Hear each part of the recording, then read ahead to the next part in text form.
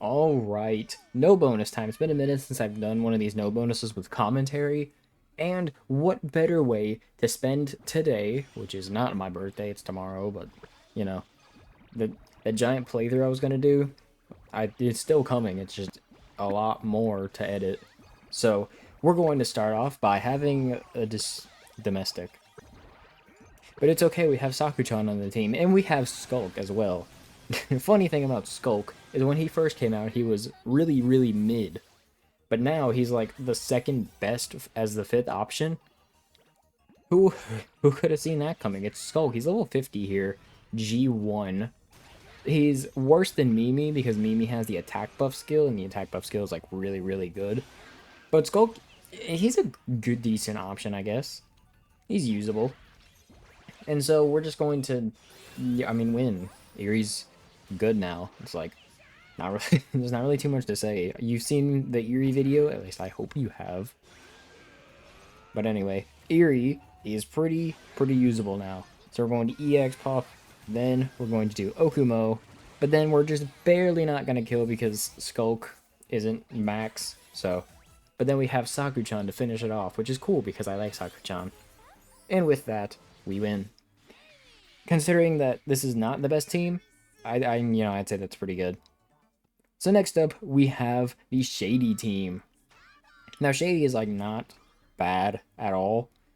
Just, they're just kind of good, but not, we've had Shady since the Niji Sanji event. It's nothing special here. We've already seen them, we've used them a ton. Cool redrop there, but, I kind of want Jane's Soultimate, which we do get. Do we get the heal? We do. Which is pretty cool because it's almost 2 counters worth of heal now.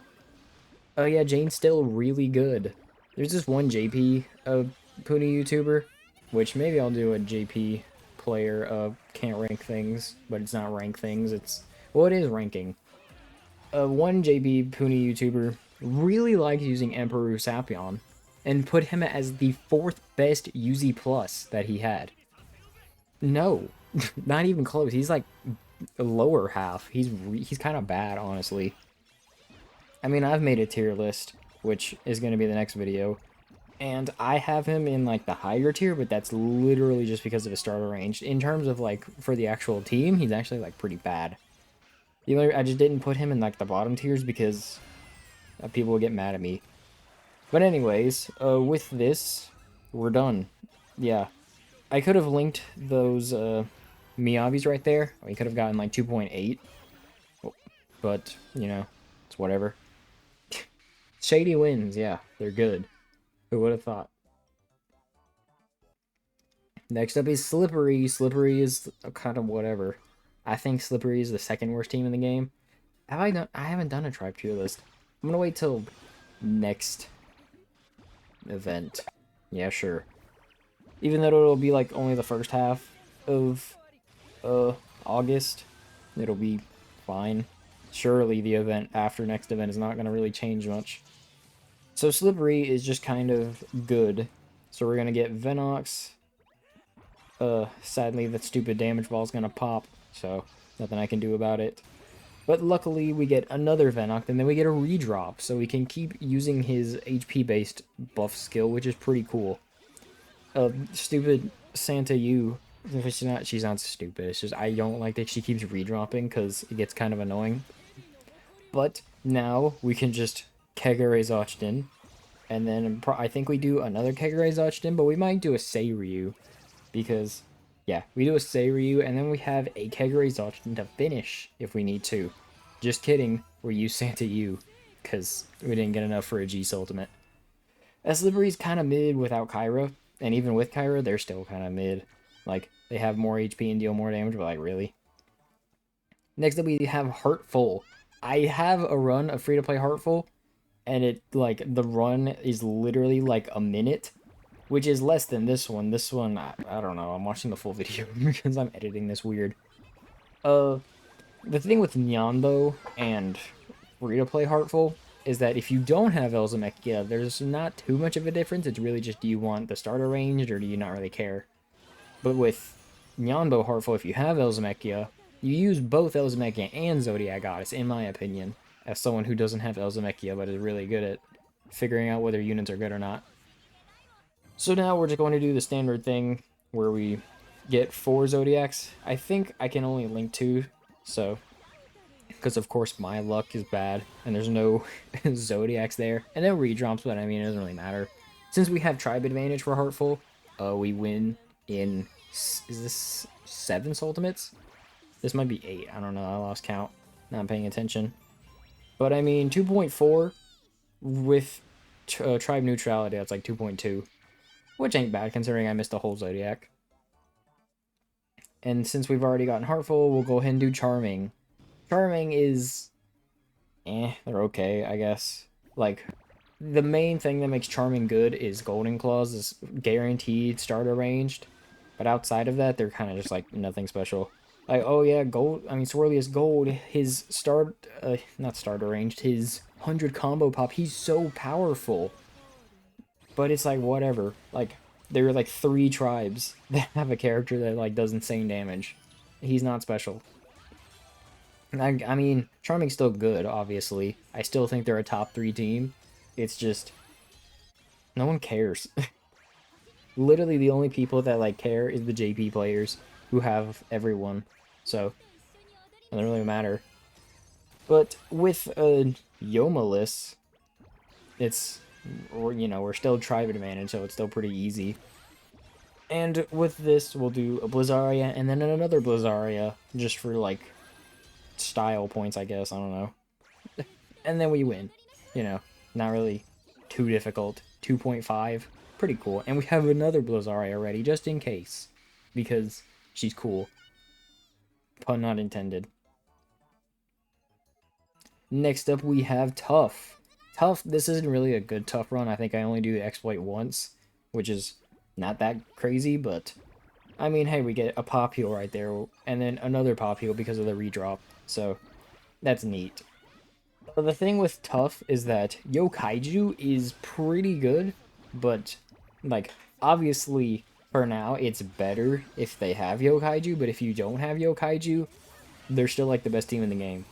So, like, really, there's not really too much, like, that Yokaiju does. Like, he makes it easier to get into Fever Time, but other than that, he does a little bit more damage. But then you don't get to run Jabanyan, and Jabanyan is, like, Jabanyan. And, like, Jabanyan is, like, never good in these games. Like, the last time he had a good Jabanyan was plus Jabanyan, and he was really only good for Steel stages, or free-to-play Heartful, which was terrible at the time. And then he got replaced, and that's when they became good, so... Like, you don't really get to use Jabanyan very often, so why not use him now? Well, whatever. So we just do, you know, Hangetsu spam, and it works pretty well. 2.4. Tribe disadvantage, by the way, so normally it's more. Next up, we have Mysterious. I didn't do these in, like, a specific order. I just kind of, like, was like, this one will be easy. I think this one won't be too bad now. I did Eerie and Slippery first, because they were, like, the hardest ones. But then, after that, all of these, I don't think any of them took multiple tries. I mean, I did Brave twice, but not because I lost the first time. It was only because I did 2.4 million with Brave, and I wanted to do more, so I did another run. And spoiler, I'm going to do like 2.7 or something, which is way better. I think I did, maybe I did Shady twice, maybe? I don't know. Same thing, also because I did less damage than I wanted to do, so I just did more.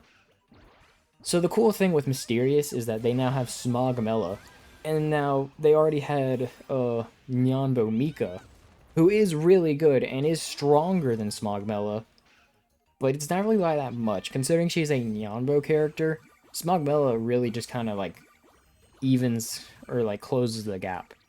Like, if you were to like optimize it, Mika would definitely be better, but with Smogmella, it's honestly pretty easy and pretty fun to, like, squeeze in some extra attack boosts, and then you get to run Aqua.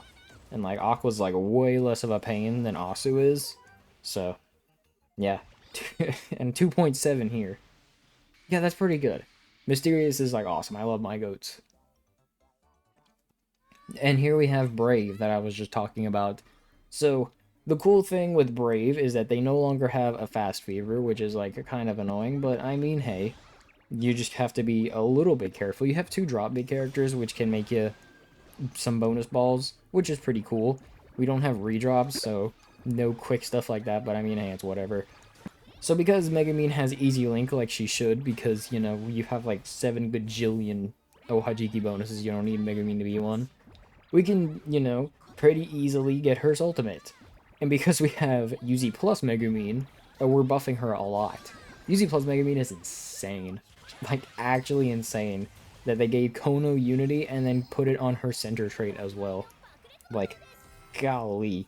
Like, even just this, like, 320k with an AoE, EX pop, and tribe disadvantage is ridiculous. That is ridiculous levels of damage. Theoretically, if I were to put, like, UZ Mara instead of Kenma, and, like, we were to get her G's Ultimate, it would be insane. And so now we have 2.23, well, 2.37, and now we have 2.75 tribe disadvantage, so that's 3 million. That's pretty good. Pretty good in all honesty. And finally, we have the Ginja Watch team. Gingo Watch, I don't know, I don't care. So the funny thing is, when I was doing these, I was like, I wasn't able to win. I was like, dang, like I don't understand how they were like beating last event, but they aren't beating this one because 3 of my characters last time were tribe disadvantage, and only 2 of them were tribe neutral. I mean tribe advantage. And now that they're all neutral, I just can't win. And right before I was gonna give up, I realized I had the 20% Hartful Watch instead of the Gingo Watch. They both look the same. They're purple with like a vortex pattern. And so once I put the Ginga Watch on, I won first try. The Ginga Watch not only buffs Ginga characters, but Asu and Mika get a higher Soultimate multiplier. Which is why a lot of people, well, it might be better for like Mysterious to run the Ginga Watch, because it's going to buff Asu and Nyando Mika's Soultimate multiplier, which is like ridiculously broken. I can't believe they did that. But yeah, honestly, it's pretty powerful. So the only one who's not getting buffed here is Mangetsu and Kyogetsu, but I mean, hey, we still win. So with that, that's really it. Thank you for watching, and Saku-Chan is peak. Let's go.